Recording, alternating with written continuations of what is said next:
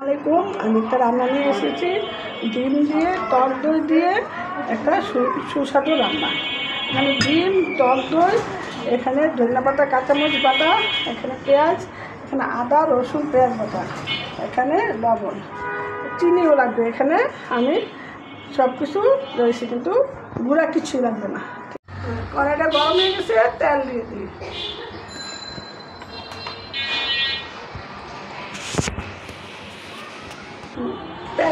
পেঁয়াজগুলো একটু গ্যাসটা করে নিই।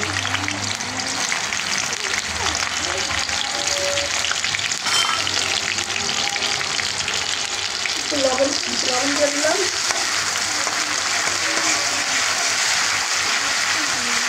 আমি একটু হালকা হলুদ গুঁড়া দিই, বেরেস্তাটা একটু সুন্দর হয়, এই জন্য একটু হলুদ হয়।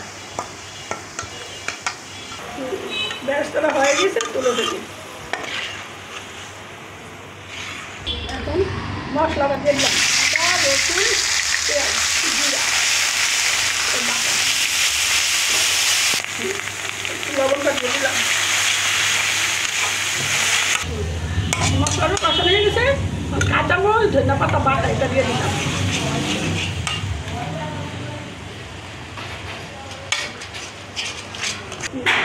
বাটিটা ধরে একটু পানি দিয়ে দিলাম।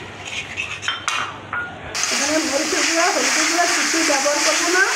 এখানে কাঁচামরিচ, ধনেপাতা, টক দই একটুগুলো দিয়ে ব্যবহার করবো। আর তেজপাতা, দারচিনি বাটা বলতে মনে ছিল না, একটু দিয়ে দিলাম।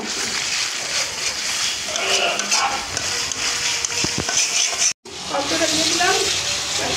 ধনেপাতা দিয়ে, টক দই দিয়ে, ডিম দিয়ে সুস্বাদু খাবার, এই টক দইটা দিয়ে দিলাম।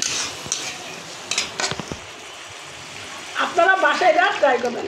ধনেপাতা, কাঁচামরিচ বাটা দিয়ে, টক দই দিয়ে, ডিম দিয়ে একটি সুস্বাদু খাবার।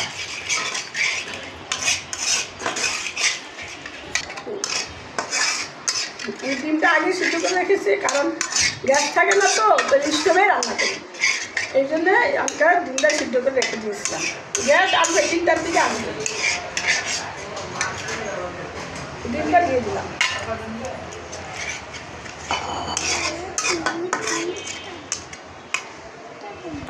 একটু চিনি দিয়ে দিলাম, বেরেস্তা দিয়ে দিলাম, কিছু আবার পরে দেবো।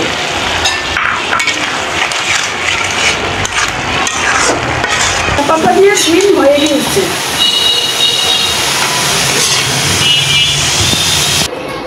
ধনেপাতা, কাঁচামরিচ বাটা দিয়ে, টক দই এবং ডিম দিয়ে একটা সুস্বাদু খাবার কেমন হয়েছে কমেন্ট করে জানাবেন, লাইক শেয়ার করে দিবেন, দয়া করে একটা সাবস্ক্রাইব করে দেবেন। আমার চ্যানেলটা নতুন।